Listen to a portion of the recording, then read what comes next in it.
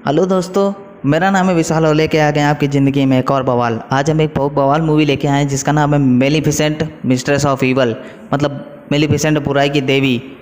तो बात करते हैं इसी मूवी के बारे में, पूरा एक्सप्लेन करते हैं और क्या है इस मूवी में वो आपसे बताते हैं। तो चलो वीडियो स्टार्ट करते हैं।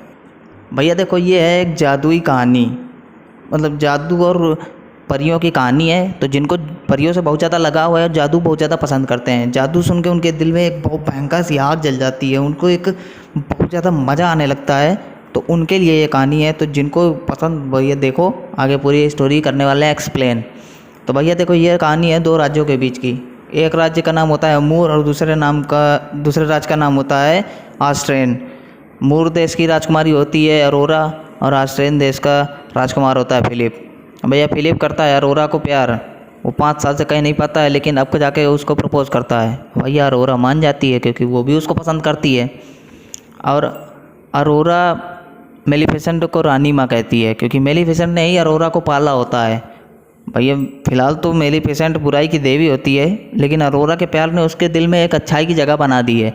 तो अरोरा को बहुत ज़्यादा पसंद करती है, वो उसे बहुत ज़्यादा ख्याल रखती है और इसीलिए वो थोड़ा चिंतित रहती है। एक टिएविल नाम का बंदा होता है जिसको मेलिफिसेंट ने एक कौवा बना दिया होता है और वो सब जानकारी मेलिफिसेंट को देता है।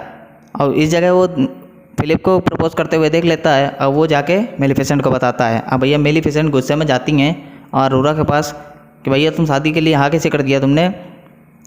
तो वो अरोरा भैया बेटी है तो किसी तरीके से मेलिफिसेंट को मना लेती है, मेलिफिसेंट मान जाती है। इधर भैया फिलिप जाते हैं अपने घर, मतलब अपने राज्य में, अपने पापा को बताते हैं कि भैया अरोरा मान गई है। अब उनके पापा भी चाहते हैं कि ये दोनों रियासत एक हो जाएं, तो उनके पिताजी बहुत खुश होते हैं। लेकिन उनकी जो मम्मी होती हैं महारानी उस देश की, वो मेलिफिसेंट को पसंद नहीं करती हैं, वो मेलिफिसेंट को मारना चाहती हैं। तो भैया वो भी अपने बेटे के ऐसे खुशी के लिए बोल देती हैं कि हमको बहुत खुशी है, हम भैया मंजूर है हमको, तुम ऐसा करो दावत तो बुला लो मेलिफिसेंट को और अरोरा को। भैया फिलिप संदेशा पहुंचाते हैं। अरोरा मेलिफिसेंट तैयार हो, मेलिफिसेंट तो पहले मना करती है कि भैया हम नहीं जाएंगे, लेकिन किसी तरीके से अरोरा मना लेती है, मेलिफिसेंट तैयार हो जाती है। मेलिफिसेंट और अरोरा आते हैं ऑस्ट्रेन। अब ऑस्ट्रेन में आते हैं भैया, उनका अच्छे से स्वागत होता है। सब लोग डर जाते हैं उनके जादू वादू देख कर, जितने लोग होते हैं मेलिफिसेंट से। अब भैया जाते हैं वो लोग, अंदर बैठते हैं भैया, अच्छे से स्वागत आगत होता है। वो लोग खाने की टेबल पर बैठते हैं। अब यहाँ पर हमको पता चलता है कि मेलिफिसेंट को लोहे से एलर्जी है। अब भैया जरा थोड़ी तो कुछ ना कमजोरी होगी, तो वो यहाँ पर कमजोरी का पता चलता है कि उनको लोहे से एलर्जी होती है, लोहे से डरती है, मतलब लोहे के कांटे के चम्मच से खाना भी नहीं खाती हैं, समझ लो इतना ज़्यादा डरती हैं। अब इस जगह उसको पता चल जाता है महारानी को कि भैया ये लोहा है इसकी कमजोरी, तो वो सब इंतजाम करती है। अब इस जगह वो कुछ ऐसी बातें बोलकर मेलिफिसेंट को गुस्सा कर देती है। तो मेलिफिसेंट भैया है तो बुराई की देवी और उसके पास है पावर, जादू। तो भैया पावर से सब जितने सैनिक होते हैं उनको फेंक देती है, अपना खड़ी हो जाती है। इसका फ़ायदा उठाकर, उसके गुस्से का फ़ायदा उठाकर जो महारानी होती है, वो श्राप वाला एक सुई होता है वो महाराज के घुसेड़ देती है और कहती है कि मेलिफिसेंट ने महाराज को श्राप दे दिया। मेलिफिसेंट वहाँ से गुस्से में निकल जाती है। जब वो जा रही होती है तो महारानी की जो राइट हैंड होती है वो उसके एक लोहे की गोली मार देती है, जिससे मेलिफिसेंट का उस समय का जादू ख़त्म होता है और वो जो कौवा उड़ रहा होता है वो भी गिर जाता है और मेलिफिसेंट जाके सीधे समुद्र में गिर जाती है जाके। वहाँ पर भैया मेलिफिसेंट की तरह दिखने वाला काल रक्षक आता है। अब भैया कोनेल मेलिफिसेंट को पानी से निकालकर अपने घर ले जाता है, जहाँ पर उसके जैसे बहुत सारे काल रक्षक वहाँ पर होते हैं जो इंसानों से छुप कर वहाँ पर रह रहे होते हैं, क्योंकि इंसानों के पास उनके खिलाफ एक हथियार होता है लोहा, जिससे वो सभी लोग डरते हैं और वो उनकी कमजोरी होती है। तो वो इंसानों से छुप कर वहाँ पर रह रहे होते हैं, जो बहुत कम बचे होते हैं। तो उनको उनकी आज़ादी नहीं मिलती है, तो वो इंसानों के खिलाफ जंग छेड़ने की सोच रहे होते हैं, जंग छेड़ने की तैयारी कर रहे होते हैं। तो उस जगह पर मेलिफिसेंट भी होती है।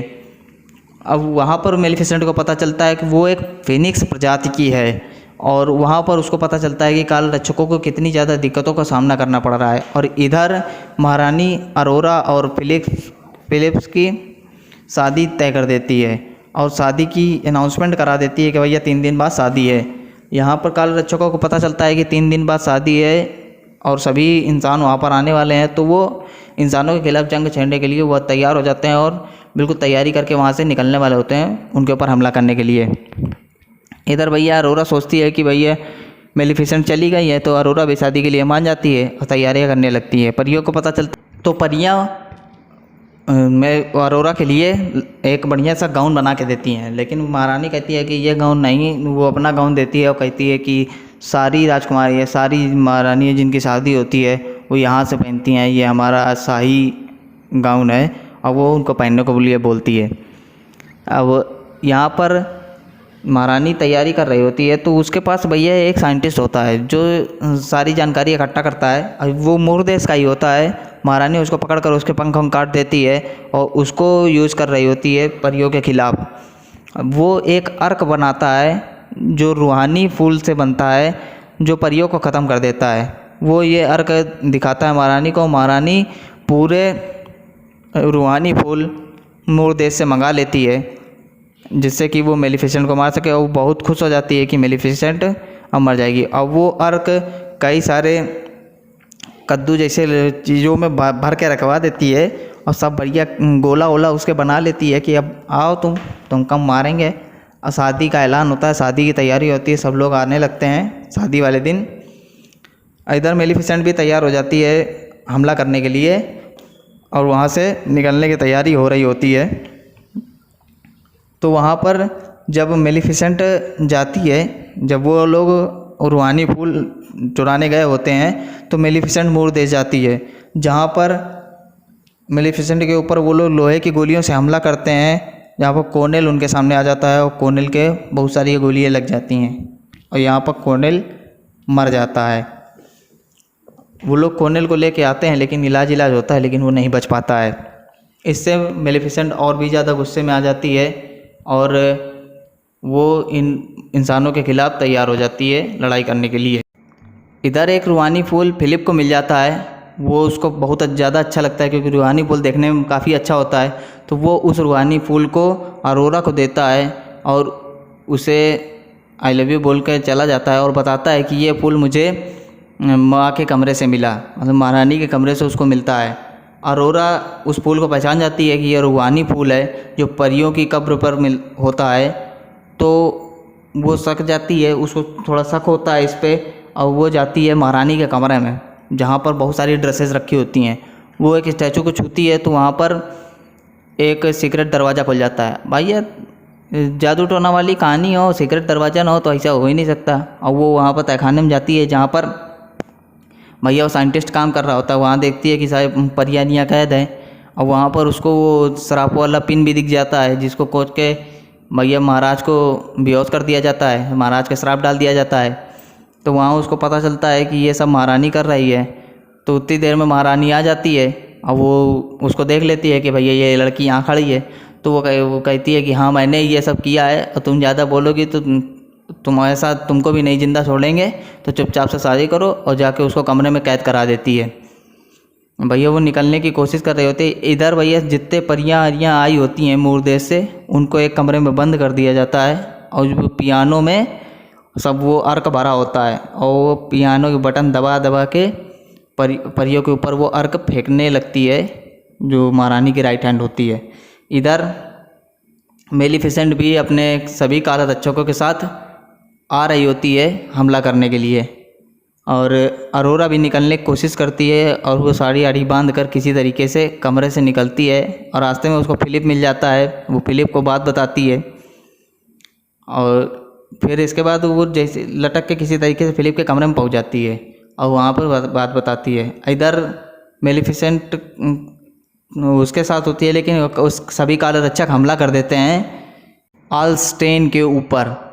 अब वहाँ पर महारानी खड़ी होती है बिल्कुल तैयारी के साथ में, और वो उनके ऊपर अर्क फेंकने लगती है जिसमें से बहुत सारे काले रक्षक मर जाते हैं। तो वो लोग पीछे हटते हैं और फिर से हमला करते हैं। इधर वो अरोरा सब कुछ बता देती है फिलिप को कि भैया ये तुम्हारे जो पिताजी लेटे हुए हैं, इनको तुम्हारी मम्मी ने लिटाया है। हमारी मम्मी ने कुछ नहीं किया है। वो सारी बात समझता है फिलिप, और फिलिप जाता है अपनी मम्मी के पास मना करने के लिए कि हम लोग शांति से रह सकते हैं। तो उनकी मम्मी कहती है कि भैया तुम्हारी सोच है बेकार, और तुम चले जाओ ना, वे तुमको भी निपटा देंगे। और कहती है कि इनको पकड़ के जाके बंद कर दो जाके। लेकिन फिलिप वहाँ से भागता है, और जब भागता है तो उसके पीछे अब उनका जो सेनापति होता है वो भी भागता है, और वो दौड़ते हैं। तभी सेनापति उनके ऊपर चढ़ जाता है और कहता है कि भैया तुम शांत हो जाओ, नहीं तुमको मारेंगे। अब ये भैया वो मेलिफिसेंट को गलत समझ रहा होता है, जैसा कि उसको महारानी ने बताया होता है।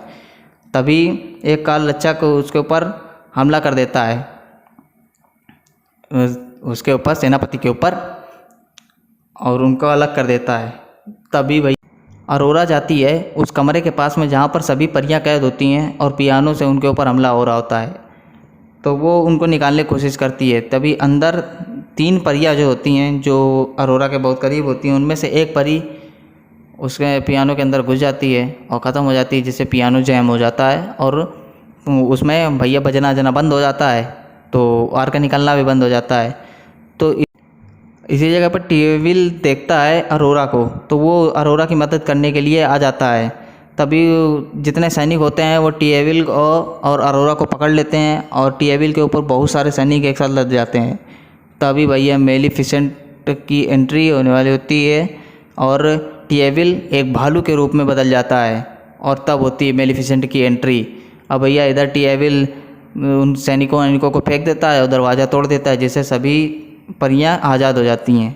अब मेलिफिसेंट आती है और अपने जादू से सब इधर उधर तहस नहस करने लगती है, और जहाँ जहाँ से अर्क गिर रहा होता है उनको सबको तोड़ देती है, और महारानी के पास जाके खड़ी हो जाती है, महारानी को मारने वाली होती है। तभी अरोरा पहुँचती है और उनको बताने लगती है कि हम लोग शांति से रह सकते हैं। और जैसे ही मेलिफिसेंट उनकी बातों में, अरोरा की बातों में ध्यान देने लगती है, तभी महारानी पीछे से एक अर्क वाला तीर मारती है।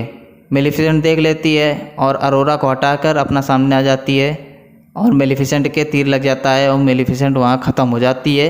मेलिफिसेंट एक धूल बन जाती है। तभी अरोरा बहुत ज़्यादा गुस्सा हो रही थी, चिल्ला रही होती है। महारानी खुश होती हैं तो भैया अनाउंस कर देती हैं कि मेलिफिसेंट मर गई, अब हमें डरने की कोई ज़रूरत नहीं है, ये वो दुनिया भर का बताने लगती है। तभी अरोरा के आंसू उसके धूल पे गिरते हैं मेलिफिसेंट के, और मेलिफिसेंट फिर से ज़िंदा हो जाती है, और वो एक फीनिक्स बन जाती है, और बहुत बड़ा भैया फीनिक्स बन जाती है। और सब जैसे ही भैया आसपास के उसके जहाँ जहाँ पंख लगते हैं भैया तहस नहस होने लगता है, पूरे सब लोग डर जाते हैं, और जितने लोग उसको देखते हैं भैया भौचक्के रह जाते हैं कि इतना बड़ा जानवर।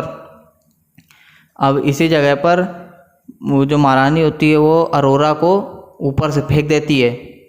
अब वो फिनिक्स तो मेलिफिसेंट होती है, तो वो अरोरा को बचाने के लिए नीचे की तरफ जाती है, और अरोरा को अपने पंखों के अंदर करके और निकल जाती है, गिर जाती है, तो अरोरा बच जाती है। और यहाँ पर फिलिप आता है। फिलिप मतलब सब कोशिश कर रहा होता है कि किसी तरीके से ये जंग रुक जाए, और वो फिर फिलिप से लिपट जाती है जाके। अब इधर जितने भी काल रक्षक होते हैं वो महारानी को पकड़ लेते हैं, और फिर वो मेलिफिसेंट फिनिक्स से फिर से मेलिफिसेंट बन जाती है। और तभी वो जो साइंटिस्ट होता है वो वही श्राप वाला सुई लेके आ जाता है, और मेलिफिसेंट को दे देता है। मेलिफिसेंट उस सुई को तोड़ देती है, और सभी श्राप खत्म हो जाते हैं, और महाराज जिंदा हो जाते हैं, मतलब ठीक हो जाते हैं। और काल रक्षक उधर महारानी को पकड़ लेते हैं, और मेलिफिसेंट उससे फिलिप्स से पूछती है कि तुम कितना प्यार करते हो अरोरा को। फिलिप्स कहता है जान से ज़्यादा। वो कहती है सही, और पूरे महल को बढ़िया फूल पत्ती सजा देती है, और दोनों राज्य एक होने का अनाउंसमेंट करती है। और भैया राजा भी खुश हो जाते हैं, शादी आदि की तैयारी होती है, और इधर महारानी को मेलिफिसेंट बना देती है बकरी, और महारानी बकरी बन जाती हैं। और फिर इसके बाद मेलिफिसेंट अरोरा और फिलिप्स की शादी करा देती है, और मेलिफिसेंट निकल जाती है। अब दोनों देश एक हो चुके होते हैं, तो काल रक्षक भी आज़ादी से घूम सकते हैं, और कहानी यहाँ पर ख़त्म हो जाती है। तो अगर आपको वीडियो पसंद आया हो तो वीडियो को लाइक करें, शेयर करें और चैनल को सब्सक्राइब कर दो यार। अब तो हमारे भाई का चैनल है यार, सब्सक्राइब कर दो। चलो मिलते हैं आपसे अगले वीडियो में, तब तक के लिए धन्यवाद, जय हिंद।